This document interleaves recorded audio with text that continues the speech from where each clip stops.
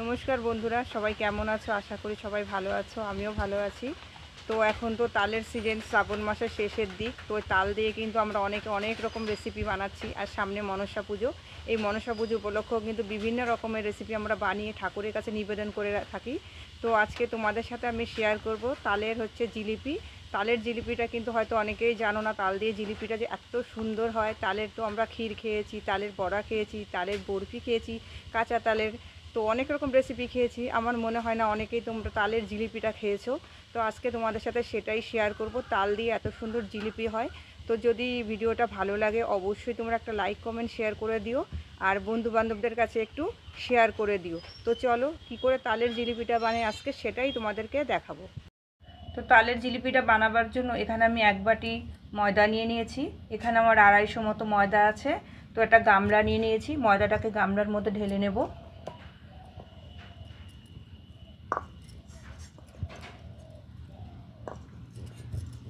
এবার আমি অল্প অল্প করে জল দিয়ে ময়দাটাকে মেখে নেব। এখানে আমি কোনো ইনো ব্যবহার করব না।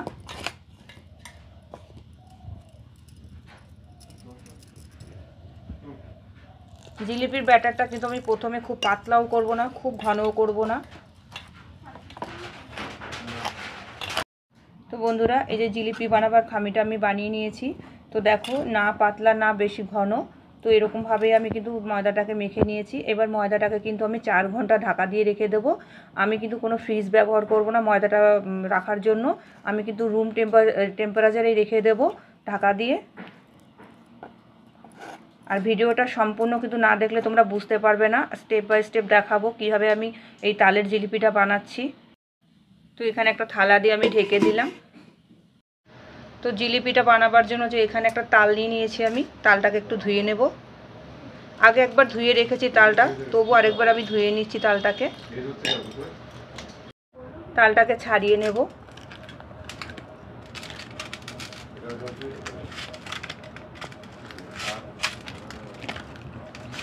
অনেক সময় দেখা যায় তালের পেছন ছাড়টা খুব শক্ত হয়, সেই ক্ষেত্রে কিন্তু এবারে যদি দুটো বাড়ি দিয়ে নাও তাড়াতাড়ি কিন্তু খুলে যাবে।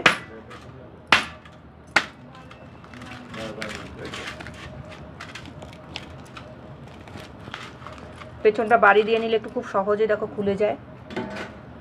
এবার আমি আস্তে আস্তে ছাড়িয়ে নেব খোসাটাকে।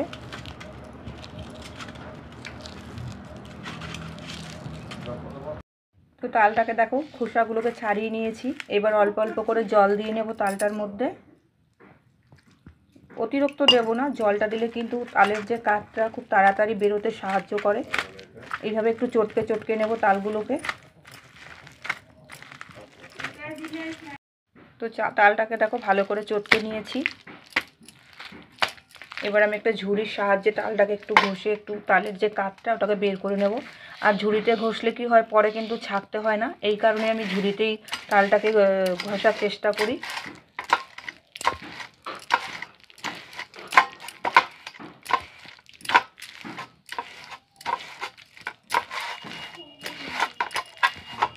তো তালের কাঠটাকে দেখো বার করে নিয়েছি, যেহেতু ঝুড়ির মধ্যে আমি ঘষে নিয়েছি তালটাকে কত সুন্দরভাবে, একটাও আঁশ নেই কিন্তু।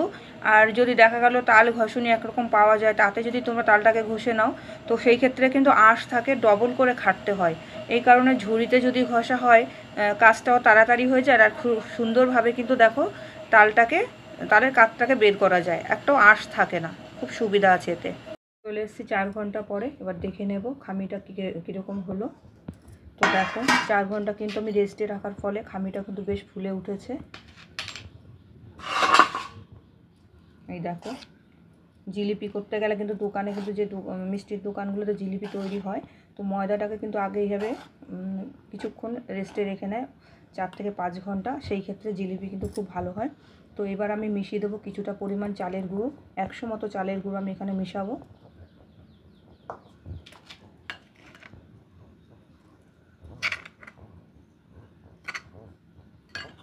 ভালো করে একটু মিশিয়ে নেব।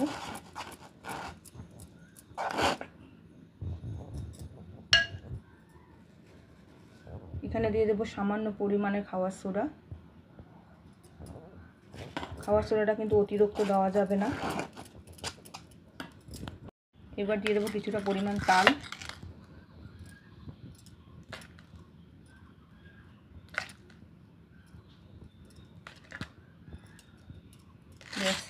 আমি কিন্তু ময়দার খামি অনুযায়ী কিন্তু আমি তালটা ব্যবহার করেছি, অতিরিক্ত দিলে কিন্তু ভালো লাগবে না, সেটা তো জানোই।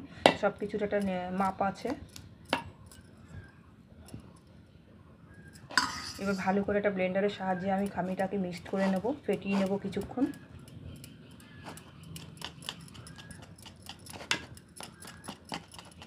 তো দেখো অনেকক্ষণ ফেটিয়ে নিয়েছি তালটাকে দেওয়ার পরে। তো দেখো তোমাদের কাছে যদি এরকম ব্লেন্ডারটা না থাকে তোমরা কিন্তু অবশ্যই চামচ দিয়ে ভালো করে ফেটিয়ে মিক্স করে নেবে। তো দেখো কি সুন্দর হয়েছে খামিটা, একদম পারফেক্ট হয়েছে, না শক্ত না নরম। জিলিপির জন্য কিন্তু এরকমই উপযুক্ত হয়। তো এই যে তালের জিলিপিটা আজকে আমি বানাচ্ছি, এই জিলিপিটা কিন্তু আমার দাদা তৈরি করে দোকানে, দাদার যেহেতু মিষ্টির দোকান, তো দাদার থেকে আমার শেখা।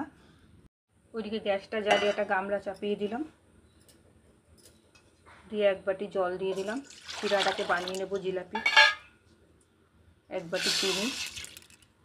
তো চিনি শিরাটাকে বারবার নেড়ে চেড়ে দেবো যাতে চিনিটা গলে যায়। আর গ্যাসের ফ্লেমটা কিন্তু আমি মিডিয়ামে রেখেছি, হাই করে দিইনি, কারণ তাড়াতাড়ি শুকিয়ে যাবে রসটা, সেই কারণে। তো বন্ধুরা, জিলিপিটা বানানোর জন্য আমি এখানে একটা প্যাকেট নিয়ে নিয়েছি, নুনের প্যাকেট। তোমরা চাইলে কিন্তু বোতলেও করতে পারো বা এরকম টাইপের একটা প্যাকেটও পাওয়া যায়। তো প্যাকেট দিয়ে আমি করছি, কারণ অনেকের দোকানে তো কাপড় দিয়ে করে, আমার দাদাকে দেখি কাপড় দিয়ে করে। তো আমার কাছে যেহেতু তৈরি করা নেই কাপটা, সেই কারণে আমি এরকম একটা প্যাকেট নিয়ে নিয়েছি। তো প্যাকেটের এই কোনাটাকে বেশ ছোট্ট করে একটু কেটে নেব। তো আমি কোনাটাকে খুব ছোট করেই কেটে নেব। যদি তোমরা চাও জিলিপিটা বেশ মোটা মোটা করে করবে, তাহলে একটু পরিমাণটা সে তোমাদের পরিমাণ মতো তোমরা কেটে নেবে। তো আমি একটু সরু করেই করবো, সেই কারণে ছোট করেই আমি কেটে নিচ্ছি। এদিকে জিলিপি শিরাটা হচ্ছে, আর এদিকে একটা কড়াই চাপিয়ে দিয়েছি, কড়াইটা সাদা তেল দিয়ে দিলাম, গরম হয়ে গেছে কড়াইটা।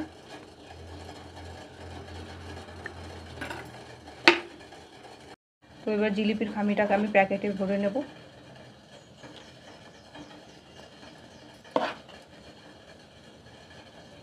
কতটা সুন্দর হয়েছে দেখো। তেলটা গরম হয়ে গেছে, এবার জিলিপিগুলোকে আস্তে আস্তে আমি ভেজে নেব। আর এখানে একটা কথা বলি, আমি তো সেরকম এক্সপার্ট নয়, যেহেতু দোকানে যারা বানায় তাদের হাতের স্পিড থাকে একটু আলাদা। তো আস্তে আস্তে করে আমি জিলিপিগুলোকে ভেজে নেব।